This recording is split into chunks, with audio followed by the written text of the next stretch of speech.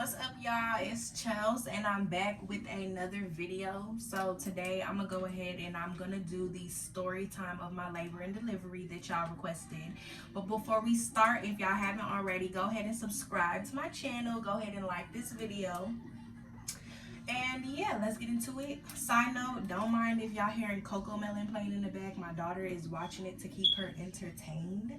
That's all that keeps her quiet these days. So we're gonna go ahead and let my baby enjoy her Coco Melon. All right, I'm back. These days, that little girl, like, she learns to do something new every day. Every day she's moving further and further. She's starting to crawl, so my baby's getting big. I was getting prenatal care in Nacogdoches because that's where I went to school, and I was taking classes while I was pregnant. So I was taking all my classes out there and also getting prenatal care.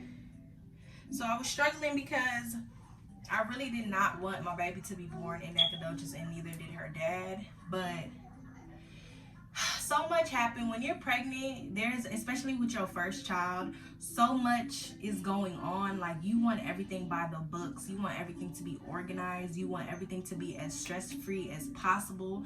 So the last thing you want to do is be going to a hospital where you have not been going your entire pregnancy with a doctor you're not familiar with, especially with your first baby. And obviously for everybody it don't work out like that, given certain circumstances. But for me personally, I wanted everything to be organized and put together. I wanted to have a plan. I wanted to know what I was doing. I wanted to know where I was going. I wanted to know who was going to deliver my baby. And that's what I knew going to Nacogdoches. I mean, getting prenatal care in Nacogdoches. But it ended up not working out like that for me. We were in Dallas, and I was so sick of being pregnant, y'all. I was sick of being big. Zay was sick of it. He was like, okay, I'm ready for my daughter to be here. I was ready for her to be here. So we was starting looking up different remedies and different things that we could do for me to speed up my labor. So we came across castor oil, and I ended up taking the castor oil with some ice cream, and within like an hour, I started to feel like I was having contractions. And these hoes was like, on a scale from 1 to 10, I would give it like a 7. So I was in pain. Zay took me outside. We was walking around outside. He was getting me together, and within like an hour after that, everything subsided. I didn't feel no contractions no more. I felt normal. So it was like, okay, that was cap. That did not do nothing for me. So moving on, the next day, everything was good all day. I was chilling. I was good until 8 o'clock rolled around. And when I say these contractions started to bust, like, these contractions, I literally, like, I don't even know how to put it into words of what these contractions felt like. But I can tell y'all that on a scale from 1 to 10, it was at like a 12. And I'm not even being dramatic. And to all my pregnant women, or people that are pregnant with their first time baby, if you're watching this or come across this video, please don't let this video scare you. I'm just telling y'all my personal experience, because for some women, I've heard other women that say it really didn't hurt that bad. I've heard some women say that it was bearable pain. But for me, baby, it was a swell. These contractions was busting. I don't know why or how I ended up at the house by myself at this time, but I was alone, just me, Aiden, and Alea. Nobody else was at the house. We were at Zay's mom's house. So I called Zay and I told him, like, it's time. I think the baby's coming. So he's rushing home, speeding home to come get me. And I'm trying to keep myself calm. I'm on the bed on all fours, breathing like like trying to get myself together, and that was not working. I'm on my back with it. It's not working. I started to feel like, excuse my language, but I started to feel like I had to take the biggest shit of my life. Like, biggest. That's what it felt like.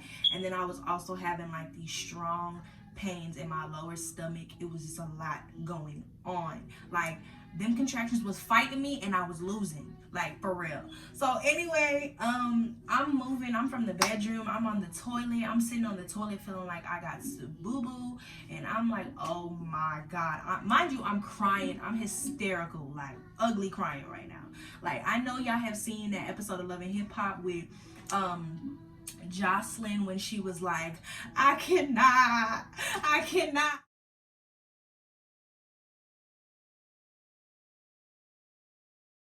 Like, that was really what I was giving, because those. So I'm on the phone with my mama and I'm like, Ma, I'm feeling like I got a shit. I feel like I got, like, everything hurts. I can't do this. And she's on the phone like, you do not need to shit. That is the baby. You better not push my grandbaby out into that toilet. And I'm like, no, I know I do. I got a shit. I feel it. And she's like, Chelsea, do not push in that toilet. So I'm like, okay, let me calm down, because if I push my baby out in this toilet, I'm really finna fall out and have a heart attack. So I get my ass up off that toilet. I go back to the room and I'm in there moving around, walking around, trying to breathe and get myself together. And finally, Zay gets home. He helps me get dressed. I had already packed the baby's bag, and I packed my hospital bag like a week prior to me going into labor. So everything was all good. All I needed to do was throw some sweats on, throw a t-shirt on, and go. So I'm in the car. The hospital's like 15 minutes away from the house. That 15 minutes felt like a damn hour. I was in there like holding on for my life. Like, I was in there like, Zay, hurry up and drive this car. Hurry up and get me there. I can't do this. I'm crying to God. I'm in there like, God, I promise you, if you get me out this situation and take these contractions away, I won't ever have another baby. I won't get pregnant again. Like, I'm really like saying this.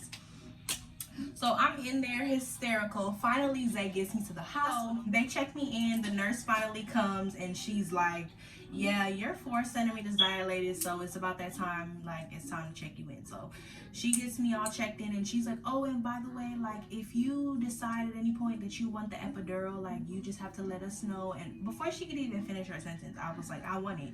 And I'm crying. I'm like, yes, I want it. Because, y'all, before I went into labor, I had looked up, I was doing my research and everything on epidural, and I was really nervous because I read a lot of mixed things about the epidural, so I wasn't sure whether or not I wanted it. So I told myself going into the situation, if the pain is bearable, I'm gonna try to thug it out and go ahead and do it naturally with no drugs, no epidural. But baby, when I got there and I started to feel them contractions, that shit went out the window. So I was over it. I was like, yeah, run me that. Side note, that epidural really gives you a lot of back pains after the fact. Like, my back was really hurting after. But anyway, back to the story. So they check me in, I'm in there, I'm waiting, and I don't know what was taking so long. I don't know if I'm tripping, but the way it felt like everything took so damn long. When you're pregnant and you're having contractions and everything's hurting, everything feels long. It just feels like a long ass day.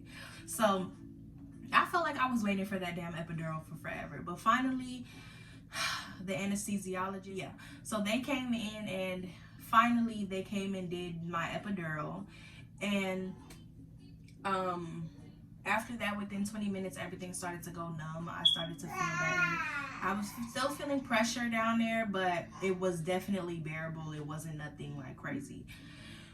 So I'm in there, I'm good. I'm trying to get as much rest as I could throughout the whole process. But to all my ladies who have had babies, y'all know that every 2 seconds somebody is coming in and checking on you, and that was the most annoying part of the process. I felt like every damn time that I got comfortable, every time that I was able to, settle myself in as best as I could given the situation and being strapped up to all these different things, the IV, the thing that's monitoring the baby's heartbeat that's wrapped around my stomach, I have a catheter, there's so much going on. It was like every time that I found myself dozing off and getting into a good sleep, somebody coming in, somebody turning on the light, somebody's checking this, somebody's pressing on my stomach, somebody's checking my cervix. It was just so much shit going on, and I was over it. I was like, yo, please, like. But anyway, so around 6 a.m. they broke my water, and then I was chilling, I was good, and around like 9 o'clock I started to feel like this, like I felt like my daughter's head was literally sitting in between my legs. Like, I felt like if I would have sneezed, she would have came just flying out. Like, It felt like she was right there. I felt like if I put my fingers there, I could feel her head. So I was stressed. I was going through it. This was the worst part of it all. Like, no, the contractions was the worst part of it all, but this was definitely second runner up. This pain that I was getting at this point. I was like, no. So I'm telling the nurse, I'm like, ma'am, I'm feeling like a really strong pain down here. There's a lot going on, and I can't. Like, I told her straight up, if I even sneeze right now, this baby is about to come flying out. And she was like, that's normal. It's just the pressure of the baby getting ready to come and da da da da. And I was like, okay, but I have not been feeling nothing I've been feeling pressure this whole time. This is a different type of pressure. This is different. And she's like, no, it's normal. So she leaves. She comes back to check on me later, and she's like, at this point, I'm crying. I'm hysterical. I'm going through it. And she's like, are you in that much pain?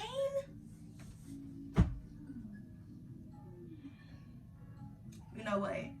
Yes, I'm in that much pain. And I told her, I snapped on her, and I really did not want to. I don't like being rude to people. I'm not a mean person. I'm not a rude person. But at this point, like, girl, I've been telling you for the past, I've been telling you for the past 40 minutes that this shit has been hurting, and you have been completely not acknowledging what I've been saying. And she's like, you know what, let me go get the doctor, because you should not be in that much pain. You should be feeling the pressure, but you should not be in that much pain. And I'm like, okay, well, yeah, you go do that, because something is not right. Like, I'm finna sneeze my baby out at this point. Like, I'm finna start pushing right here by myself. So she goes and she gets the doctor, and she comes in and she checks my cervix, and she's like, oh yeah. She's like, you're 10 centimeters dilated. I could feel the baby's head. And she was like, that's what you've been feeling. I was like, I know that's what I've been feeling. That's what I've been trying to tell this nurse.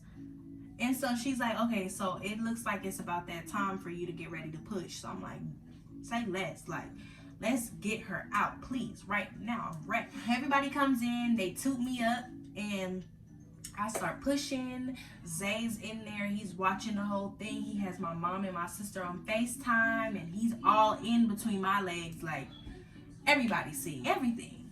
I don't really care at this point. I'm just ready for her to come out. I pushed, and I pushed for like 30 minutes. Mind you, there was like a little the light that was on the ceiling. I could see the reflection of myself. So I was literally watching myself push. And honestly, y'all, pushing was not the hardest part. The contractions was the hardest part, at least for the fact that I was on epidural. I don't know how the hell that shit would have felt if I was not. But the pushing part was easy. I just felt like, literally just felt like pressure, like me trying to push her out. But I didn't feel pain. Like, I wasn't crying at this point. I wasn't like in no extreme amount of pain. And I pushed for like 30 minutes, and finally my daughter came flying out. And it was the literal best, it was the best experience of my life. As soon as she came out, I looked at her and I was like, she looks just like me. Cause y'all, I wish y'all was a fly on the wall, because when my daughter first came out, she looked just like me, spitting image of me. And even Zay was like, oh yeah, she looked like you. But now all of a sudden she decided to look like her daddy, and so she traded me. So yeah, it's crazy, y'all, how you can carry a baby for 9 months and they could just turn around and start looking like their daddy. Like, it's honestly, it's a little disrespectful, because like, I put in all this work, I did all these changes, all my body's changing and stuff, and you're gonna look like your daddy? No, I'm just playing. But yeah, y'all, so that was my labor and delivery story. Yeah, labor was on, pain was on a scale from 1 to 10. I would give it a 15. And like I said, that's just me. There's other women who probably have higher pain tolerance, and it might not have been that hurtful. It might not have been that painful. But for me, it definitely was a 15, and it was the hardest thing that I've ever done in my life. I mean, I got a beautiful baby out of it, a healthy, beautiful baby out of it. And she's 7 months now. She's starting to crawl, so she's getting a big girl. And yeah, so that was my labor story. A lot of people also wanted me to do like a pregnancy Q&A. So I'm going to do that Q&A, because a lot of people actually did request it and was messaging me separately saying that they preferred it over the story time. But I'm gonna give that to y'all because like I said, I want to get some mommy content on my channel, so still gonna do that. But yeah, I hope y'all enjoyed my video. Like I said, go ahead and subscribe, go ahead and like, and on our next video you're probably going to see a birthday vlog for my baby Aiden. It's his 5th birthday today, so we got a little something planned for him, so y'all can look forward to that, and y'all will get to see the babies because I know y'all haven't seen them in the past these past 2 videos. So yeah, bye.